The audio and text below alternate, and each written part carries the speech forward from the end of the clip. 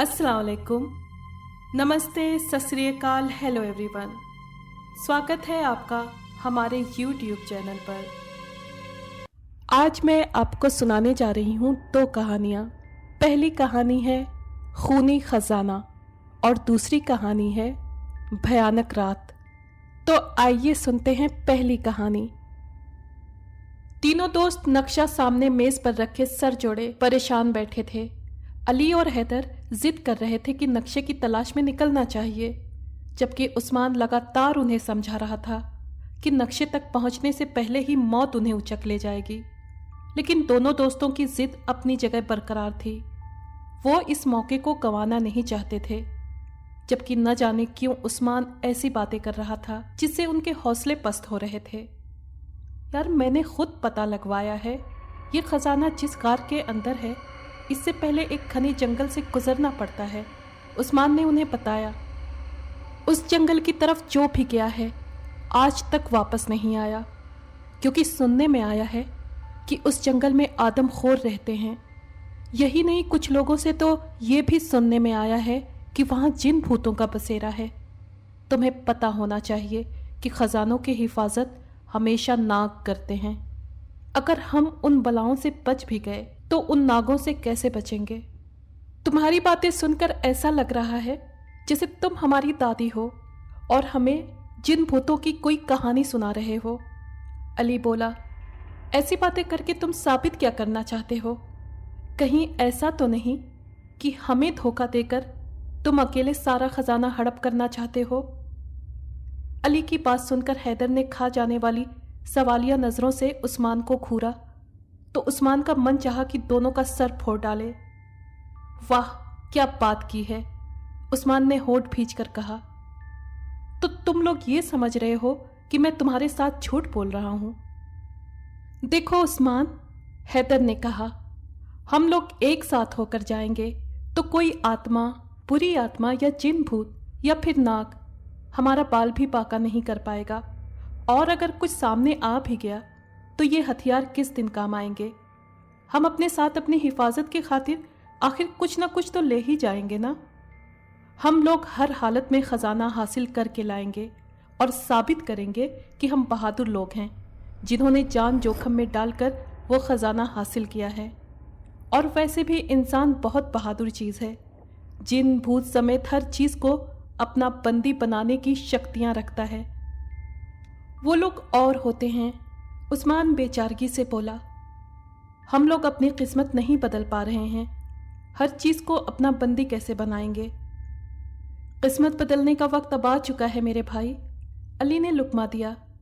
अगर इस मौके से हमने फायदा नहीं उठाया तो पॉसिबल है कोई और ही फायदा उठा ले जाए और हम मुंह देखते रह जाएं। लालच बुरी बला है, उस्मान तुनक कर बोला। तुम लोग समझ क्यों नहीं रहे? खतरे 100% है और बचने के चांसेस 1% भी नहीं, मगर हम इसे गलत साबित करेंगे, अली ने उस्मान की बात सुनकर कहा। हिम्मत मत हारो, हिम्मत मत हारो, अगर आज नहीं तो कब? आखिर कब तक हम गरीबी की चक्की में पिसते रहेंगे? याद रख लो मेरी बात, हम हर हालत में उस खजाने की तलाश में जाएंगे और जिसने इनकार किया उससे सारी जिंदगी का रिश्ता नाता खत्म कर दिया जाएगा। अली की बात सुनकर उस्मान ने मजबूर होकर हामी तो भर ली, लेकिन सच्चाई यह थी कि उसका दिल पूरी तरह से घबरा रहा था। लेकिन दोस्तों के सामने इनकार करके वो खुद को बुज़दिल नहीं कहलवाना चाहता था, इसलिए उसने पक्का इरादा कर लिया था कि वो ज़रूर अपने दोस्तों के साथ जाएगा। 3 घंटे के लगातार सफ़र में रहने की वजह से वो काफ़ी थक चुके थे। गाड़ी से उतरने के साथ ही उन्होंने पहले एक होटल में जाकर डट कर खाना खाया। खाना खाने के बाद उन्होंने वेटर से चौक महल का रास्ता पूछा तो उसने हैरानी से उन्हें घूरा। वहां क्या करने जा रहे हो आप लोग? वेटर ने हैरत से पूछा। क्या रास्ता बता सकते हो? हैदर ने पूछा। क्यों नहीं, वेटर बोला, लेकिन मशवरा दूंगा, यहीं से वापस चलते बनो। जो भी उस तरफ गया कभी लौटकर वापस नहीं आया। क्या रास्ता बता सकते हो? हैदर ने दोबारा अपने सवाल पर जोर देते हुए कहा तो वेटर ने उन्हें रास्ता समझा दिया। बिल पे करके तीनों दोस्त होटल से बाहर निकले। अली और हैदर जानते थे कि उस्मान बहुत कुछ उनसे कहना चाहता है, लेकिन बावजूद कोशिश के वो चुप है, क्योंकि अब इतना सफ़र करके वापस चलने के लिए कोई भी तैयार नहीं होगा। इसलिए दोनों ने आंखों ही आंखों में एक दूसरे को इशारा किया कि उस्मान को ठारस बंधाई जाए, कहीं ऐसा ना हो कि मंजिल के करीब पहुंचने तक उसकी जान ही ना निकल जाए, क्योंकि जो उसकी हालत थी उसे देखकर यही अंदाज़ा लगाया जा सकता था कि अगर उसके बस में हो तो वो उल्टे कदमों बिजली की रफ्तार से दुम दबाकर भाग जाए। जिंदगी कितनी खुशगवार हो जाएगी अगर हम लोग कामयाब लौटे तो, हैदर ने खोए हुए लहजे में कहा। अगर लौटे तो, उस्मान आखिरकार बोल पड़ा और उसकी बात सुनकर दोनों ने उसे खा जाने वाले अंदाज में घूरा। यार, क्या मुंह लटकाया हुआ है? अली गुस्से में बोला।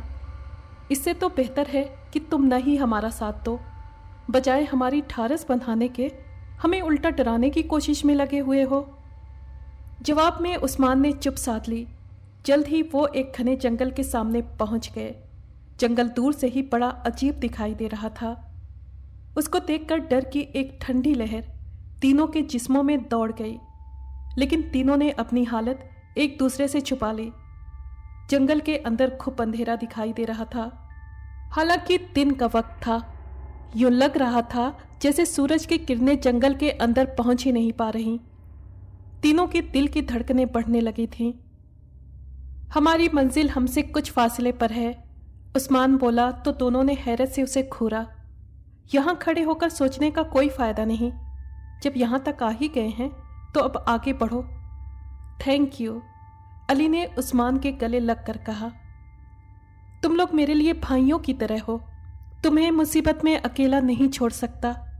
अगर हम जिएंगे तो एक साथ और मरेंगे तो भी एक साथ। दोनों दोस्तों ने उसकी बात पर हाँ में सर हिलाया और तीनों जंगल के अंदर दाखिल हो गए। बड़े बड़े ऊंचे घने पेड़ों ने जंगल के अंदर खूब अंधेरा पैदा किया हुआ था। हाथ को हाथ सुझाई नहीं पड़ता था। थोड़ी देर तक तो तीनों दोस्त एक ही जगह बुत बने खड़े रहे, लेकिन जल्द ही अंधेरे में देखने के काबिल हुए तो तीनों ने एक दूसरे की ठारस बंधाते हुए आगे कदम बढ़ाए। अभी उन्होंने बड़ी मुश्किल से थोड़ा सा ही फासला तय किया होगा कि एकदम उन्हें यूं लगा जैसे उनके पीछे कोई चीज गिरी हो। तीनों दोस्तों ने एक साथ तेजी से मुड़कर पीछे देखा तो अगला मंजर देखकर तीनों के पैरों तले से जमीन खिसक गई। उनके सामने एक अजीबोगरीब शक्ल का जानवर खड़ा उन्हें घूर रहा था। उस जानवर का मुंह कुत्ते की तरह था, लेकिन उसकी ऊंचाई किसी गधे के बराबर थी। सबसे हैरान करने वाली बात यह थी कि उसकी सिर्फ एक आंख थी, और वो भी उसके माथे के ऊपर।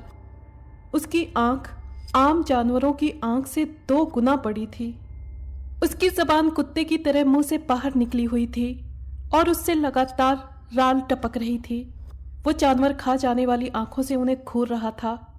यूं लग रहा था जैसे पलक झपकते में वो उन तीनों को कच्चा चबा जाने का पक्का इरादा कर चुका हो।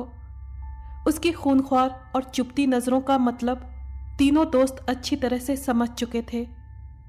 तीनों दोस्तों की ऊपर की सांस ऊपर और नीचे की सांस नीचे अटक कर रह गई। बदहवासी के आलम में तीनों ने पीछे की तरफ हटना शुरू कर दिया। अली और हैदर को पहली बार अपनी जिद पर अफसोस हो रहा था। उस्मान ने ठीक ही कहा था, लेकिन उन्होंने जिद करके अपनी जान मुसीबत में डाल दी थी। भागो! एकदम उस्मान चिल्लाया और जिसका मुंह जिस तरफ लगा उसने सरपट दौड़ना शुरू कर दिया। उस बला ने खा जाने वाली आंखों से तीनों की तरफ देखा और दूसरे ही लम्हे उसने अली के पीछे भागना शुरू कर दिया। अली इस बात से बिल्कुल अनजान था कि मौत उसके आसपास घूम रही थी।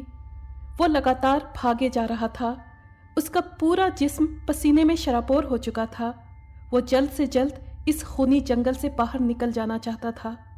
दूर से ही उसे रोशनी की मध्यम मध्यम सी लकीर दिखाई देनी शुरू हो गई थी। वो जिस कदर तेजी से भाग सकता था, जंगल से बाहर निकलने के लिए भाग रहा था। उसकी सांस धोखने की तरह चल रही थी। तभी एकदम उसे रुकना पड़ गया, क्योंकि जिस तरफ वो दौड़ रहा था उस तरफ से एकदम सामने से वो बला आ चुकी थी। अली के होश उड़ गए। बला को अपने सामने देखकर अली ने एक बार फिर अपोजिट डायरेक्शन में भागना शुरू कर दिया।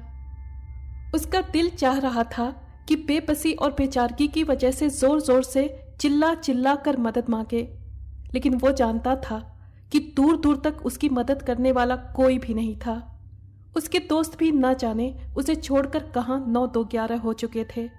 रह रहकर उसे दोनों दोस्तों की दोस्ती पर ताव चढ़ रहा था। खुद तो उल्टे कदमों भाग गए थे और उसे इस बला की खुराक बनने के लिए छोड़ गए थे। एक बार फिर अली को ना चाहते हुए भी रुकना पड़ा। बला एक बार फिर उसके सामने आ खड़ी हुई थी। वैसे भी अब उसमें इतनी ताकत नहीं बची थी कि और भाग सकता। उसकी सांस इतनी तेजी से चल रही थी और उसकी हालत बहुत खराब हो चुकी थी। बला ने लपक कर अली को पकड़ा और हवा में उछाला। एक कान फाड़ देने वाली चीख अली के हलक से बरामद हुई और जंगल के खामोशी भरे माहौल का सीना चीरती हुई चली गई। अली जैसे ही हवा में कलाबाजियां खाता हुआ नीचे आया, उस बला ने उसे दोनों पैरों से पकड़कर उल्टा लटका लिया। अली उस बला के हाथों में पेंडुलम की तरह उल्टा लटका हुआ था और उस बला से जान छुड़वाने के लिए हाथ पांव मार रहा था, लेकिन कोई फायदा नहीं। दूसरे ही लम्हे उस बला ने वो कर दिया जिसके बारे में अली को भी यकीन नहीं था। उस बला ने अली को दोनों पैरों से पकड़कर उसे 2 हिस्सों में बांट दिया। अली के हलक से आखिरी कान फाड़ देने वाली दर्द में डूबी हुई चीख निकली और जंगल के खामोशी भरे माहौल को एक बार फिर उस चीख ने हिला कर रख दिया। उस बला ने उसके जिस्म के दोनों हिस्सों को दाएं बाएं उछाल दिया। उसके बाद बला ने एक बार फिर एक तरफ दौड़ना शुरू कर दिया। दूसरी तरफ उस्मान लगातार दौड़ रहा था कि एकदम किसी से टकराकर जमीन पर जा गिरा। गिरते हुए मध्यम सी चीख उसके हलक से निकली। गिरते ही वो फौरन उठ खड़ा हुआ, लेकिन सामने देखकर वो कुछ इत्मीनान से हो गया। उससे टकराने वाला कोई और नहीं बल्कि हैदर था। इससे पहले कि दोनों आपस में कोई बात करते, अली की चीखों से जंगल गूंज उठा। भागो! उस्मान ने हैदर का हाथ पकड़कर एक तरफ दौड़ते हुए कहा। अली! हैदर ने भागते हुए रोते हुए कहा। अब पछताने का कोई फायदा नहीं। उस्मान दौड़ते हुए बोला। दोनों दोस्त एक दूसरे के आगे पीछे तेजी से दौड़ रहे थे। काफी दूर दौड़ने के बाद जब उस्मान ने मुड़ कर देखा तो उसके होश उड़ गए, क्योंकि हैदर उसके साथ नहीं था। इसकी आंखें पथरा गईं। 2 मोटे मोटे आंसू उसकी आंखों से बह निकले। वो जान चुका था कि उसका दूसरा दोस्त भी उस बला का शिकार बन चुका था। न चाहते हुए भी उसका दिल महसूस कर रह गया। एक बार फिर उसने रही सही हिम्मत इकट्ठा करके अपनी जान बचाने के लिए तेजी से दौड़ना शुरू कर दिया। उसकी खुशकिस्मती कि जल्द ही उसे रोशनी दिखाई देने लग गई। दौड़ते दौड़ते आखिरकार वो उस खूनी जंगल से बाहर निकल आया और एक चट्टान पर बैठकर तेज तेज सांस लेने लगा। उसकी सांस फूल चुकी थी। काफी देर चट्टान पर बैठकर उसने सांस सही की और जब कुछ सांस लेने में बेहतरी आई तो उसने इधर उधर नजर दौड़ाई, लेकिन सामने देखकर वो हैरान रह गया। वो उस गार यानी गुफा के सामने बैठा था जिसके अंदर नक्शे के मुताबिक खजाना था। जहां उसे दोस्तों के बिछड़ जाने का दुख था, वहीं उसे खजाना मिलने की खुशी भी थी। उस्मान जल्दी से अपनी जगह से उठा और गुफा के अंदर बढ़ा। गुफा के अंदर सूरज की किरणें जाने की वजह से काफी उजाला था। उस्मान आगे बढ़ रहा था कि गुफा के अंदर जाकर थोड़ी ही दूर उसे बड़े बड़े लकड़ी के संदूक दिखाई दिए। उस्मान खुशी से फूले नहीं समा रहा था। वो जान चुका था कि वो खजाने तक पहुंच चुका है। उसका मन चाह रहा था कि खुशी की वजह से चिल्लाए और दुनिया को बताए कि उसने जान जोखम में डालकर आखिरकार ये कमाल कर ही लिया। उस्मान घुटनों पर हाथ रखकर अपनी खुशी को काबू में करने की कोशिश करने लगा और एक बार फिर जब वो सीधा खड़ा हुआ तो सामने देखकर वो हैरान रह गया। عثمان کی نظر ایک صندوق پر کنڈلی مارے بیٹھے ایک ناگ پر پڑی جس نے اپنا پھن پھیلایا ہوا تھا۔ عثمان کو اپنے جسم میں دوڑتا لہو جمتا ہوا محسوس ہوا، لیکن اس کی خوشی کا اس وقت کوئی ٹھکانہ نہیں تھا جب اس نے سانپ کو باہر کی طرف نکلتے ہوئے دیکھا۔ جب ناگ گفا سے باہر نکل گیا تو عثمان جلدی سے ان صندوقوں کی طرف بڑھا۔ جیسے جیسے وہ صندوقوں کے ڈھکنے اتار کر دیکھ رہا تھا ویسے ویسے اس کی آنکھیں حیرت سے پھیلتی جا رہی تھیں۔ سارے صندوق لبالب ہیرے جواہرات سے بھرے ہوئے تھے۔ عثمان کا بس نہیں چل رہا تھا کہ وہ سارے صندوق لے کر چلتا بنے۔ آخرکار اس نے ایک صندوق چن لیا۔ اس کے اندر ہیرے جواہرات کا انبار لگا ہوا تھا۔ عثمان جانتا تھا کہ وہ اتنا خزانہ تھا کہ اس کی درجنوں نسلیں پاؤں پر پاؤں دھر کر بیٹھ کر کھا سکتی تھیں۔ بڑی ہی مشکل سے عثمان نے اس صندوق کو اٹھا کر سر پر لادا۔ اس کے پاؤں لڑکھڑا رہے تھے۔ عثمان کے دل میں لڈو پھوٹ رہے تھے۔ دماغ کے اندر وہ خود کو ایک شہزادے کے روپ میں دیکھ رہا تھا۔ عثمان صندوق اٹھائے جیسے ہی گفا سے باہر نکلا، سامنے کا منظر دیکھ کر اس کے سارے سپنے چکنا چور ہو کر رہ گئے تھے۔ عثمان نے ایک ٹھنڈی آہ بھری اور سر پر لادا ہوا صندوق بڑی مشکل سے اتار کر زمین پر رکھا۔ اس کے ہونٹوں پر پھیکی سی مسکراہٹ پھیل گئی۔ اس کے سامنے منظر ہی اتنا بھیانک تھا کہ اسے اپنی بھیانک موت سامنے صاف دکھائی دے رہی تھی۔ سینکڑوں کی گنتی میں سانپ پھن پھیلائے اس کا راستہ روکے کھڑے تھے، جنہیں دیکھ کر عثمان کو یوں لگا کہ جیسے واقعی اس نے ابھی تک جاگتی آنکھوں سے کوئی سپنا دیکھا ہو۔ اسے سمجھ نہیں آ رہا تھا کہ وہ کرے تو کیا کرے۔ سانپ اسے ہر طرف سے پوری طرح سے گھیر چکے تھے۔ سانپوں نے دھیرے دھیرے اس کی طرف بڑھنا شروع کیا تو اسے احساس ہوا کہ اب اس کے بھاگنے کی کوئی راہ نہیں بچی ہے۔ عثمان نے آسمان کی طرف نظریں اٹھائیں۔ اس کی آنکھوں میں آنسو آ گئے۔ رکو میرے دوستوں، مجھے بھی ساتھ لیتے جاؤ۔ اب میں جان گیا ہوں کہ لالچ بری بلا ہے۔ آسمان کی طرف دیکھتے ہوئے عثمان بولا، اور پھر وہ خود کو موت کے حوالے کرنے کے لیے تیار ہو گیا۔ امید ہے آپ کو یہ کہانی پسند آئی ہوگی۔ تو آئیے سنتے ہیں آج کی دوسری اور آخری کہانی، بھیانک رات۔ رات کا پچھلا پہر ہوگا جب میری آنکھ اچانک کھل گئی۔ گلے میں کانٹے پڑ رہے تھے۔ گلاس اٹھانے کے لیے ہاتھ بڑھایا تو یاد آیا رات پانی تو رکھا ہی نہیں تھا۔ نہ چاہتے ہوئے بھی اٹھ کر لیمپ آن کیا۔ چپل پہن ہی رہا تھا کہ لائٹ چلی گئی۔ کیا مصیبت ہے، میں بڑبڑایا۔ اندازے سے چلتا ہوا کرسی تک آیا اور سویٹر اٹھا کر پہنا۔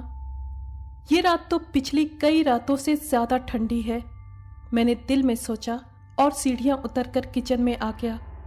ڈسپینسر سے پانی لیا اور وہیں کچن کاؤنٹر کے پاس اسٹول پر بیٹھ کر پانی پی ہی رہا تھا کہ کان پھاڑ دینے والی چیخ نے میرے ہوش اڑا دیے۔ آواز ہی ایسی تھی جیسے کوئی غرا رہا ہو۔ کبھی کبھی محسوس ہو رہا تھا جیسے کسی کا گلا کاٹ دیا ہو اور بھل بھل ابلتے خون کے بیچ چیخنے کی کوشش کر رہا ہو۔ تیز سردی میں بھی میرے ماتھے پر پسینہ آ گیا۔ ٹارچ کمرے میں ہی تھی، اس لیے میں سیڑھیاں پھلانگتا واپس اپنے کمرے میں آ گیا۔ یہ آوازیں اب تو روز ہی آنے لگی تھیں، مگر ہر روز ایسا لگتا جیسے اور زیادہ تیز ہوتی جا رہی ہوں۔ صبح تک میں کروٹیں بدلتا رہا۔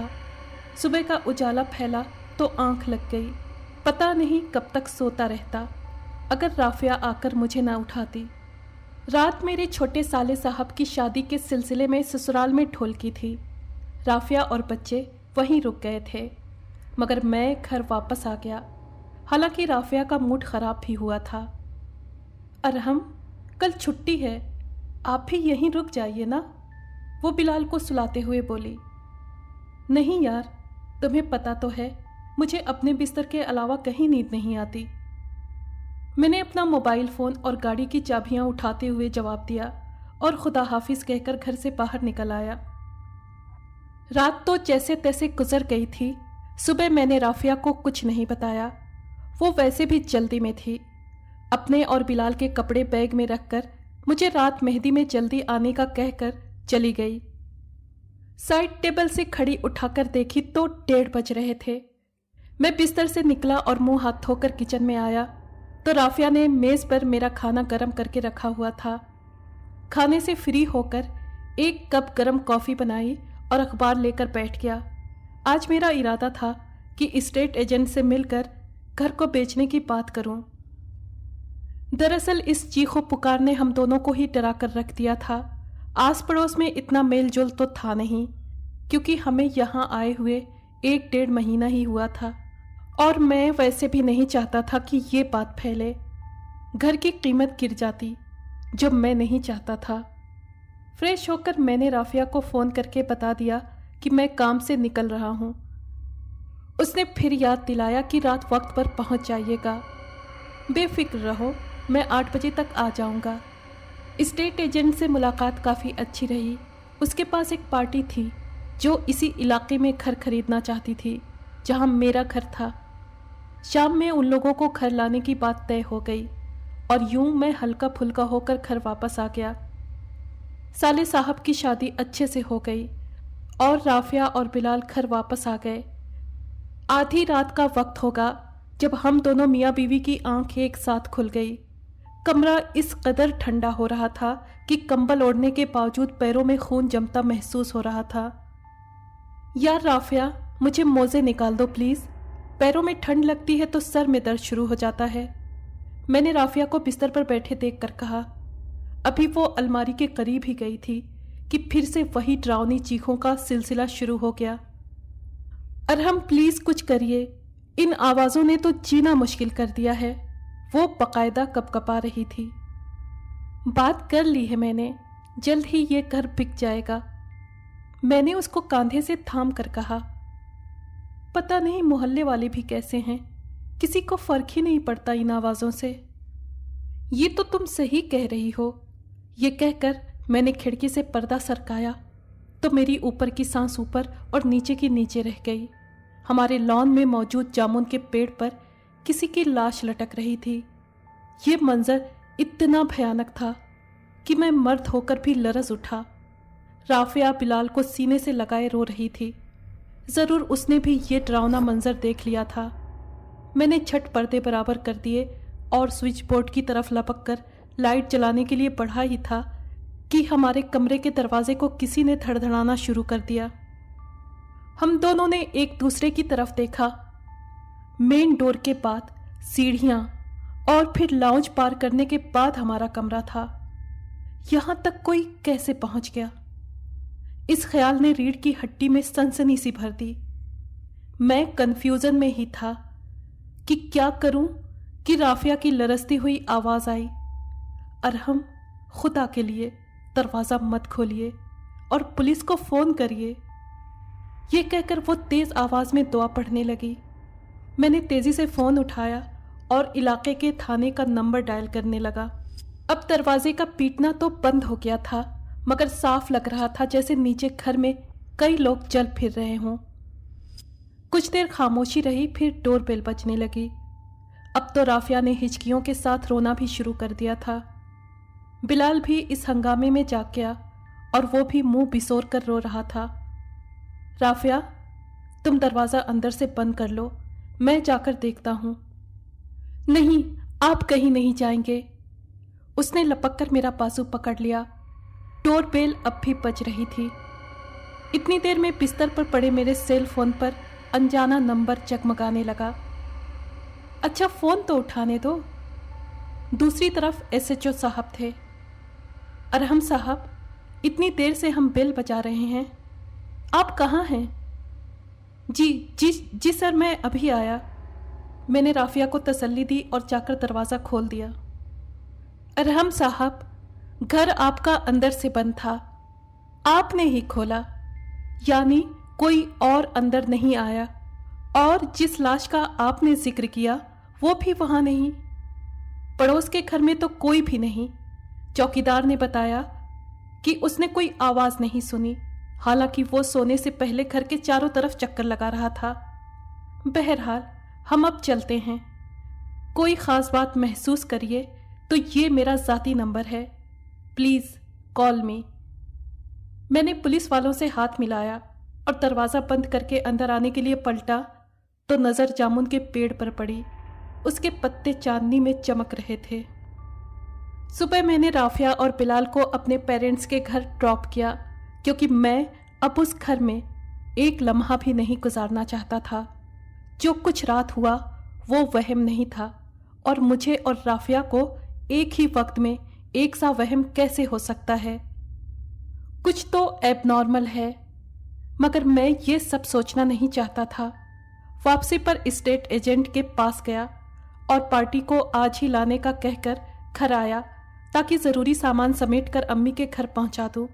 اب وہیں سے نئے گھر شفٹ ہونا تھا۔ میں اپنے چھوٹے سے بچے اور بیوی کو ایسے خوفناک ماحول میں نہیں رکھ سکتا تھا جہاں میرا اپنا دل بند ہو رہا ہو۔ سامان گاڑی کی ڈگی میں رکھا اور نکلنے سے پہلے گھر کی ساری کھڑکیاں اور دروازے بند کر رہا تھا کہ ڈور بیل بجی۔ یہ اس وقت کون آ گیا؟ میں نے سوچا، ہو سکتا ہے ایجنٹ ہو۔ میں نے تیزی سے مین ڈور کھول کر باہر نکلنے کے لیے جیسے ہی ہینڈل پر دباؤ ڈالا، مجھے تیز کرنٹ لگا۔ میں نے جھٹکے سے ہاتھ پیچھے کیا۔ جھٹکا اتنا تیز تھا کہ میرے ہاتھ سے فون نیچے قالین پر گر گیا۔ فون اٹھا کر جیسے ہی سامنے دیکھا تو مجھے لگا کہ میرا دم نکل جائے گا۔ میرے سامنے عجیب قسم کی چیز کھڑی تھی۔ اس کا سر چھت کو چھو رہا تھا، آنکھوں کی جگہ گہرے گڈھے تھے اور چہرے پر گوشت جگہ جگہ سے لٹک رہا تھا۔ میں پھٹی پھٹی آنکھوں سے اس کی طرف دیکھ رہا تھا کہ اس نے میری طرف اپنے ہاتھ بڑھائے، جو لمبے ہوتے ہوتے اس قدر لمبے ہو گئے کہ مجھ سے صرف چند انچ دور رہ گئے۔ میں نے پلٹ کر دروازہ کھولنے کی کوشش کی، مگر اس بلا کے نکیلے ناخن مجھے اپنے بازوؤں میں چبھتے ہوئے محسوس ہوئے اور میں درد سے بلبلا اٹھا۔ اس نے مجھے بچے کی طرح اپنے ہاتھوں میں اٹھا لیا اور اپنے چہرے کے پاس لے گئی۔ پھر اس نے اپنا منہ کھولا اور اپنے بڑے بڑے دانتوں سے میرا سر پھپھوڑنے لگی۔ صبح سے شام ہو گئی اور ارحم کا کچھ پتہ نہیں تھا۔ رافیہ پریشانی میں بار بار اسے کال کر رہی تھی، مگر فون بند آ رہا تھا، اس لیے وہ حد سے زیادہ پریشان ہو رہی تھی۔ شام کے قریب بارش شروع ہو گئی اور ارحم کا ابھی تک کچھ پتہ نہیں تھا۔ رات جب ارحم گھر نہیں آیا تو گھر والوں کو بھی پریشانی ہوئی۔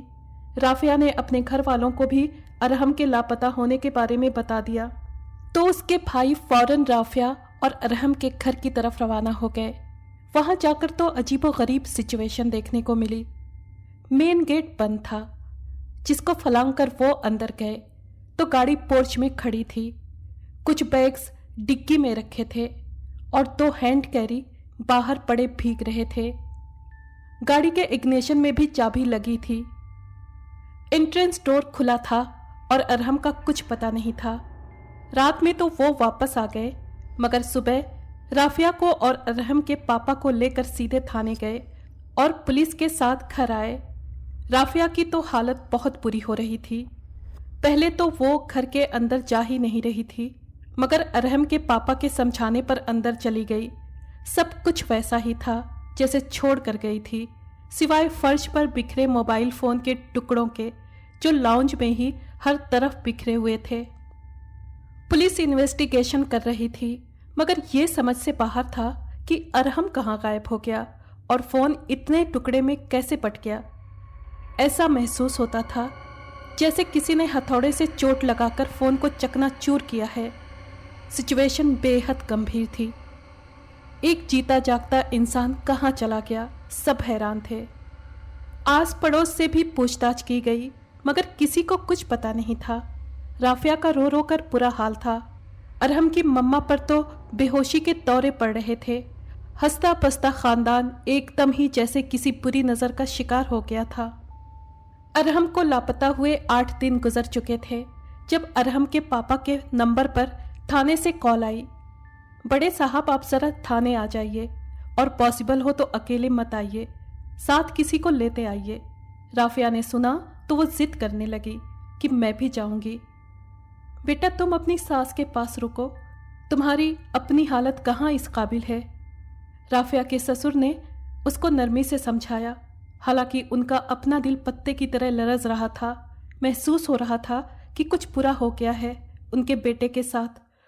انہوں نے چھوٹے بیٹے کو ساتھ لیا اور تھانے کی طرف روانہ ہو گئے، اور راستے میں رافعہ کے فادر کو بھی پہنچنے کا کہا۔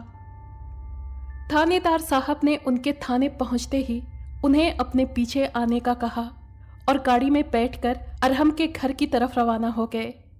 گھر کے باہر پولیس کی جیپ اور ایمبولینس موجود تھی۔ لان میں چادر سے ڈھانپی گئی کسی کی لاش رکھی تھی۔ یہ منظر ان سب کا دل دہلانے کے لیے کافی تھا۔ سر 11 بجے کے قریب آپ کے سامنے والے گھر سے کسی صاحب نے کال کر کے کہا کہ اس گھر میں پیڑ سے لاش لٹک رہی ہے۔ ہم نے موقع پر پہنچ کر لاش کو پیڑ سے اتارا ہے۔ لاش کی حالت بہت بری ہے، مگر آپ کو ہمت کرنی ہوگی اور شناخت کی تکلیف سے گزرنا ہوگا۔ لاش بری طرح سے ادھڑی ہوئی تھی، جسم کے ہر حصے سے خون بہہ رہا تھا۔ ارحم کی دونوں آنکھیں نوچ لی گئی تھیں، کھوپڑی کو بھی جیسے دانتوں سے چبایا گیا تھا۔ گلا کٹا ہوا تھا، جگہ جگہ بڑے بڑے دانتوں کے نشان تھے۔ ارحم کے فادر تو لاش دیکھ کر ہی دل پکڑ کر زمین پر بیٹھتے چلے گئے۔ رات ہی لاش کو مردہ خانے میں شفٹ کر دیا گیا اور اگلے دن قبرستان میں اسے دفن بھی کر دیا گیا۔ پولیس نے کیس بند بھی کر دیا۔ یوں ایک چیپٹر ہمیشہ کے لیے بند ہو گیا۔ رافعہ پر اس گھٹنا کے بعد کیا گزری وہ ایک الگ داستان ہے، مگر یہ راز ہی رہا کہ اس رات ارحم کے ساتھ کیا ہوا۔ وہ 8 دن کہاں غائب رہا، اور 8 دن بعد اس کی لاش کس نے پیڑ پر لٹکائی؟ کیا وہ اپنی گمشدگی کے دوران زندہ تھا، اور جس رات لاش ملی اس رات ہی اس کا قتل ہوا؟ کیونکہ جسم پر لگے زخم اور بہتا خون میڈیکل رپورٹ کے مطابق بالکل تازہ تھا۔ کیا کھڑکی سے جو لاش ارحم نے لٹکتی دیکھی وہ اس کی اپنی تھی؟ یہ وہ سوال ہیں جن کا کبھی جواب نہیں ملا۔ ارحم اور رافعہ کا گھر آج بھی اسی طرح بند پڑا ہے، اور راتوں میں اکثر وہاں سے کسی کے گھرانے اور دردناک چیخوں کی آوازیں آتی ہیں۔ لگتا ہے جیسے کسی کا گلا کاٹ دیا گیا ہو اور وہ بھل بھل بہتے خون کے ساتھ چیخنے کی کوشش کر رہا ہو۔ اگر آپ کو یہ کہانی پسند آئی ہے تو پلیز لائک اور شیئر کریں، اور کمنٹ باکس میں اپنی رائے کا اظہار کیجیے۔ اگر آپ نے ہمارے چینل کو ابھی تک سبسکرائب نہیں کیا ہے تو پلیز سبسکرائب کر لیں اور بیل آئیکن کو پریس کر دیں تاکہ آنے والی ہر کہانی کا نوٹیفیکیشن آپ کو مل سکے۔ شکریہ۔